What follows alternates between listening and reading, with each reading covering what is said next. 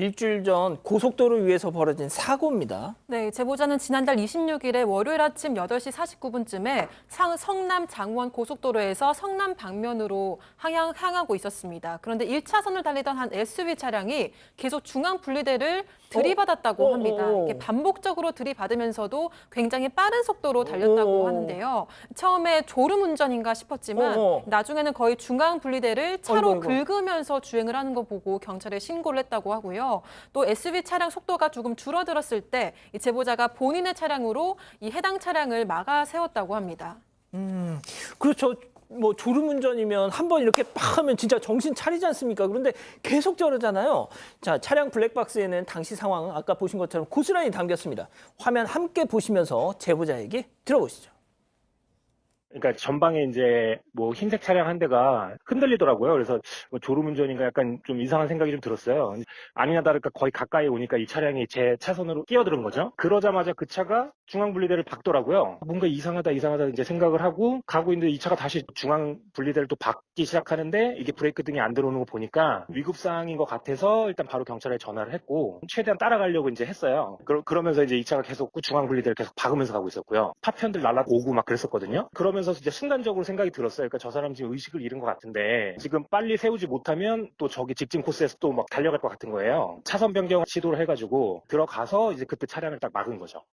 세상에 저 차를 본인 차로 막은 거예요? 네, 그렇습니다. 지금 화면으로 보셨을 때는 저 차가 얼마나 속도가 나는지 잘 모르시겠지만 제보자분에 따르면 시속 100km를 넘나들었다라고 합니다. 그리고 따라잡을 때 최고 속도는 140km까지 나왔다라는 거예요. 그렇게 따라가고 있었는데 파편이 계속 날리니까 뒤로 따라가기가 어려워서 2차로, 3차로로 가면서 이제 경찰하고 계속 통화를 했고요.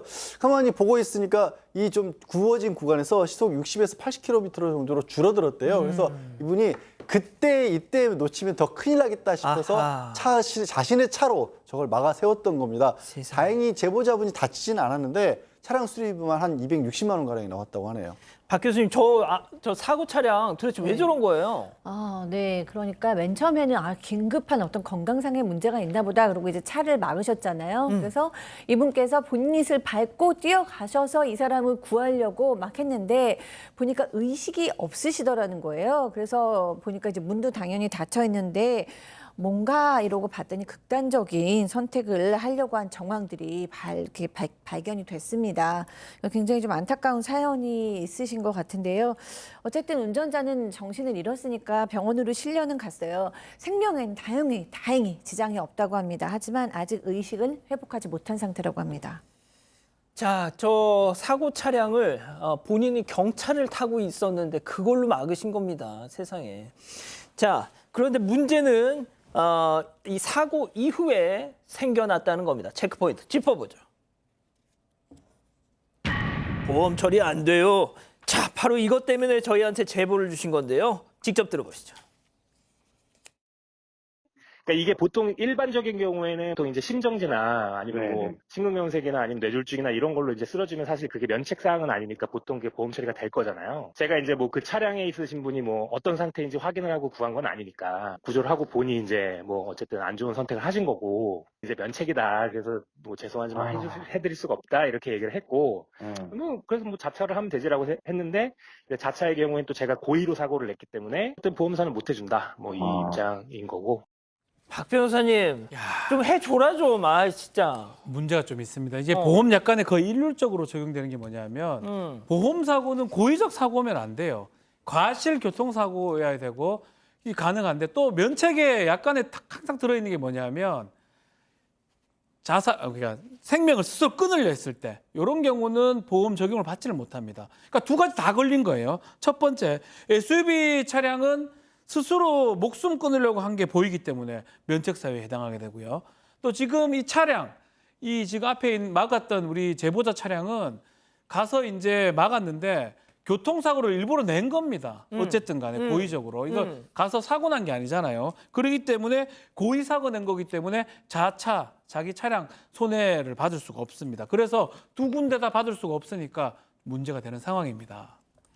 양 변호사님, 그래도 좀 해줘라 좀. 아니 저는 사실 제보자분의 보험사의 해석이 너무 경직돼 있는 것 같아요. 지금 보험사고는 뭐냐면 고의로 사고로 일으킨 거기 때문에 우리가 자차에 대해서 당신 지금 고객의 차를 보상해 줄 수 없다라고 보는데 글쎄요, 저거를 사고로 일으킨 거라고 꼭 해야 될까요? 우리가 저거를 교통사고를 일으켰다고만 해석을 하는 거예요. 근데 저 행위가 교통사고의 고의라는 것은 어떤 의도를 가지고 있느냐인데 저게 교통사고의 고의라고만 좁게 해석을 해야 할까요?